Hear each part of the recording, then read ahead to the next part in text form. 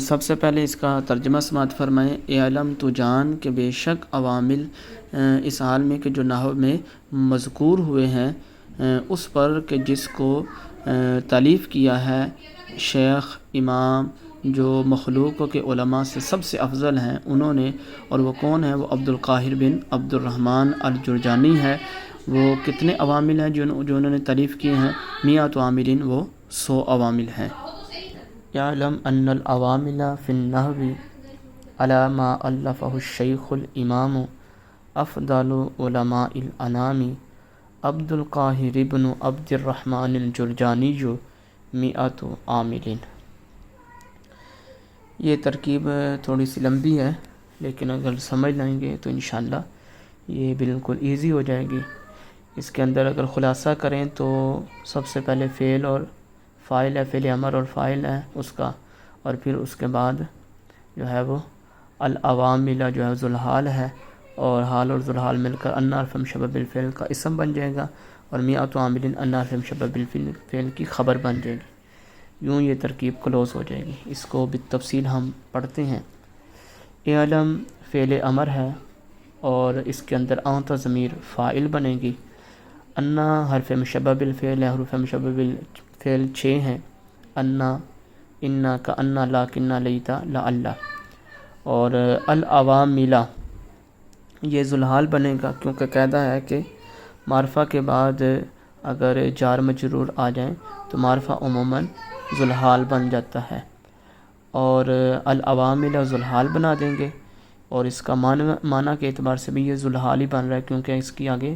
حالت بیان کی جا رہی ہے کہ عوامل اس حال میں کہ جو مذکور ہوئے ہیں نحو میں اور فی النحوی، فی جار ہے، النحوی مجرور ہے، جار مجرور کر کے اس کو ظرف مستقر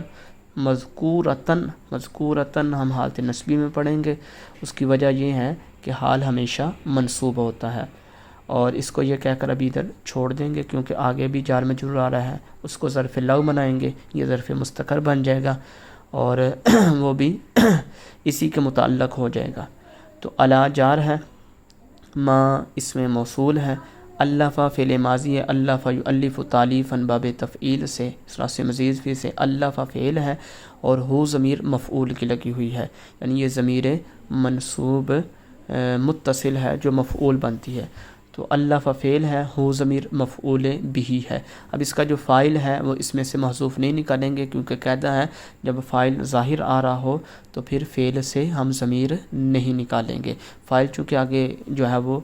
جنہوں نے کتاب لکھی ہے وہ آگے آ رہے ہیں، الشیخ الامام افضل علماء الانام عبد القاہر بن عبد الرحمن ہے، تو اب جو ہے الفا سے جنہوں نے تالیف کیا ہے وہ ہم یہاں پر فعل کا جو فاعل ہے وہ محذوف نہیں نکالیں گے۔ اس کا ترجمہ یہ ہے کہ تو جان بے شک عوامل اس حال میں کہ جو نحو میں مذکور ہوئے، علی ما الفہ، اس بات پر کہ جس کو ما الفہ الشیخ الامام، اس بات پر کہ جس کو تالیف کیا، جس کو لکھا ہے شیخ اور امام ہے، شیخ ہیں جو امام ہیں، ان کی صفت ہے امام، افضل علماء الانام جو علماء انام میں سے یعنی مخلوق کے علماء سے سب سے افضل ہیں وہ امام ہیں۔ وہ کون ہیں؟ وہ عبد القاہر بن عبد الرحمن الجرجانی ہے۔ انہوں نے یہ جو ہے وہ تالیف کیا ہے۔ اب کیا تالیف کیا ہے؟ وہ 100 عامل، 100 عوامل جو ہے انہوں نے تالیف کیے ہیں۔ تو یہ ترجمہ ہے۔ تو الفا فعل ہے اور ہو ضمیر مفعول بہ ہے، الشیخ موصوف بنائیں گے کیونکہ اس کی صفت آگے بیان ہو رہی ہے۔ الامام صفت اول ہے، افضل مضاف ہے، علماء بھی مضاف ہے کیونکہ ترکیب پہلے مضاف آگے کے لیے بنائیں گے، بعد میں مضاف الیہ کر کے پھر پیچھے کے لیے مضاف الیہ بنایا جاتا ہے۔ تو افضل بھی مضاف ہے، الامام صفت اول ہے، افضل مضاف ہے، علماء بھی مضاف ہے، الانام مضاف الیہ ہے۔ تو یہ مضاف اور مضاف الیہ مل کر مرکب اضافی ہو کر پھر افضل کے لیے مضاف الیہ، مضاف اور مضاف الیہ مل کر مرکب اضافی ہو کر الشیخ موصوف کی یہ صفت ثانی ہے۔ ایک شیخ کی صفت وہ امام ہے، دوسری شیخ کی صفت افضل علماء الانام، یہ مکمل مضاف الیہ ہو کر جو ہے یہ صفت بنے گی الشیخ کی کہ وہ جو امام ہے اور وہ جو علماء انام میں سے سب سے افضل ہیں۔ یہ دو صفتیں الشیخ کی مذکور ہوئی۔ تو یہ الشیخ موصوف اپنی صفت اول الامام اور صفت ثانی افضل علماء الانام سے مل کر یہ مرکب توصیفی ہو کر یہ بن جائے گا مبدل منہ۔ مبدل منہ اس کو کیوں بنایا؟ کیونکہ اس کی آگے تفصیل بیان ہو رہی ہے کہ شیخ امام کون ہے، افضل علماء الانام کون ہے، وہ کہا کہ عبد القاہر بن عبد الرحمن ہے۔ تو یہ مبدل منہ جب مجمل پہلے ہو تو اس کے بعد میں تفصیل آ رہی ہو تو جو مجمل ہوتا ہے وہ مبدل منہ بنتا ہے، جو تفصیل ہوتی ہے وہ بدل بنتا ہے۔ تو عبد جو ہے مضاف ہے، القاہر مضاف الیہ ہے، یہ مضاف اور مضاف الیہ مرکب اضافی ہو کر یہ بن جائے گا موصوف۔ اب یہاں بھی آپ نے قاعدہ یاد رکھنا ہے کہ یہ جو ابن لفظ ہے یہ ما قبل کے لیے صفت بنتا ہوتا ہے، ما بعد کے لیے مضاف بنتا ہوتا ہے۔ تو یہ مضاف عبد القاہر مضاف عبد مضاف القاہر مضاف الیہ مرکب اضافی ہو کر یہ موصوف بن جائے گا۔ ابن لفظ ما بعد کے لیے پہلے اس کو بنائیں گے، یہ ما بعد کے لیے مضاف ہے، عبد بھی مضاف ہے ما بعد کے لیے، الرحمن مضاف الیہ، مضاف اور مضاف الیہ مرکب اضافی کر کے ابن مضاف کے لیے پھر یہ مضاف الیہ، مضاف اور مضاف الیہ مرکب اضافی ہو کر طاہر موصوف، اور ابن عبد الرحمن یہ صفت اول ہے، اور الجرجانی جو اسم منصوب ہوا ضمیر نائب الفاعل شبہ جملہ اسمیہ ہو کر یہ عبد القاہر لفظ کی، یعنی جو اسم ہے جو نام ہے جو ہے وہ مؤلف کا مصنف کا، اس کی یہ صفت ثانی الجرجانی جو ہے۔ الجرجانی جو کی ترکیب کریں گے تو یہ اسم منصوب ہوا ضمیر نائب الفاعل شبہ جملہ اسمیہ ہو کر یہ صفت ثانی، عبد القاہر کی موصوف اور ابن عبد الرحمن یہ صفت اول اور الجرجانی یہ صفت ثانی ہے۔ اس کا اعراب جو ہے وہ یوں پڑھیں گے عبد القاہر ابن عبد الرحمن، کیونکہ ابن اس وجہ سے پڑھیں گے کہ یہ موصوف بن رہا ہے ابن، اور ابن کا جو اعراب ہے مضاف کا اعراب دیکھیں گے، مضاف لفظ عبد آ رہا ہے تو عبد مضاف کا یہ صفت اول ہے، تو ابن کیونکہ مضاف موصوف صفت میں اعراب کے اعتبار سے برابری ہوتی ہے، تو اس اعتبار سے جو ہے یہ عبد مضاف ہے، القاہر مضاف الیہ مرکب اضافی ہو کر یہ جو ہے وہ موصوف، ابن عبد الرحمن یہ اس کی ترکیب ہو چکے ہیں، یہ موصوف صفت اول ہے، الجرجانی جو اس سے منصوب ہوا ضمیر نائب الفاعل شبہ جملہ اسمیہ ہو کر یہ صفت ثانی ہے۔ اور اب جو ہے یہ موصوف اپنی صفت اول اور صفت ثانی سے مل کر مرکب توصیفی ہو کر